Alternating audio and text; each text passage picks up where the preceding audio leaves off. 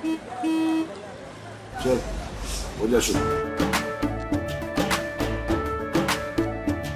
केसरिया से मन जोगी हुआ रे, दिल झूमे देखो पतवारा हुआ रे, दिल झूमे देखो पतवारा हुआ रे।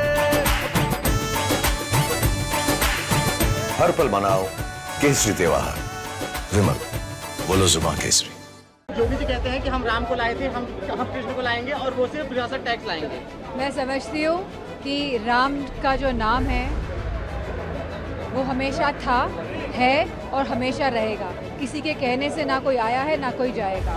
सरकार जीत जाती, इंडिया लाइन जीतेगी तो हिंदुओं से जजिया कर वसूला जाएगा। मैं समझती हूँ जब जब ये चुनाव आते हैं तो इस तरह की भाषा इन लोग की बदलती है और ये एक डिवाइसिव पॉलिटिक्स खेलना चाह रहे हैं। लेकिन आज जहाँ रोजगार नहीं है तो किसी के पास रोजगार नहीं है, आज जहाँ महंगाई नहीं है तो किसी के पास महंगाई नहीं है, अगर किसानों को एमएसपी नहीं मिल पा रहा है तो किसी को एमएसपी नहीं मिल पा रहा है। तो ये चुनाव बदलाव, परिवर्तन का चुनाव है और इसमें सभी वर्ग और सभी समाज के लोग परिवर्तन की इच्छा रख रहे हैं और इस बार परिवर्तन होकर रहेगा। मैम, कांग्रेस जिस तरीके से आपके साथ है और बड़ी पार्टी है, लेकिन उसके नेता जब अमेठी से रायबरेली जाते हैं तो पीएम मोदी खुद हमला कर रहे हैं कि डरो मत, भागो मत।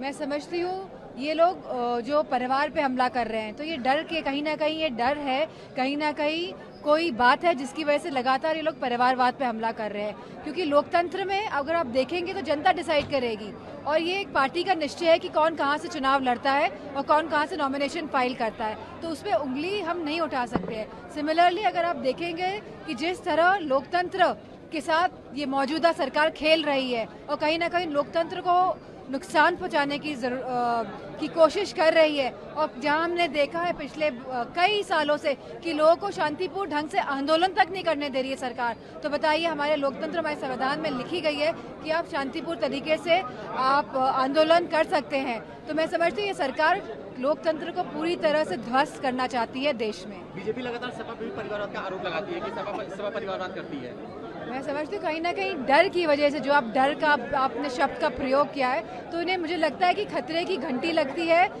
परिवार, क्योंकि जहाँ ये खुद सभी परिवारों के साथ सभी प्रदेशों में गठबंधन करके सरकार में रह चुके हैं, चाहे वो कश्मीर हो जहां उन्होंने महबूबा मुफ्ती जी के साथ गठबंधन किया, जहां सुखबीर जी के साथ गठबंधन किया पंजाब में, जहां उन्होंने अभी राज ठाकरे और अजीत पवार जी के साथ गठबंधन किया है, जहां आंध्र प्रदेश में उन्होंने नायडू साहब के साथ गठबंधन किया है। तो मैं समझती हूँ कि जिन लोगों को अपना खुद का परिवारवाद नजर नहीं आता है वो दोगली बातें ना करें। योगी जी कहते हैं कि हम राम को लाए थे, हम कृष्ण को लाएंगे और वो सिर्फ विरासत टैक्स लाएंगे। मैं समझती हूँ कि राम का जो नाम है वो हमेशा था, है और हमेशा रहेगा। किसी के कहने से ना कोई आया है ना कोई जाएगा। कितने मार्जिन से जीत रही मैम आप यहाँ मैनपुरी में? सॉरी, मैनपुरी में कितने मार्जिन से जीत रही हैं आप? कितना लोग ये जो ज्ञान मिला है वो देखिए क्या लगता है कितने मार्जिन से आप जीत और योगी जी को पता होना चाहिए ये बात कि एक श्लोक जो है कि न जयते मृते कदाचनानम भूता भवता व न भूय अजो नित्य शाश्वतम पुराणो न हन्यते हन्यमाने शरीरे। तो मैं समझती हूँ अगर इस बात का उनको ज्ञान होगा तो उनको इस तरह की बातें नहीं करनी।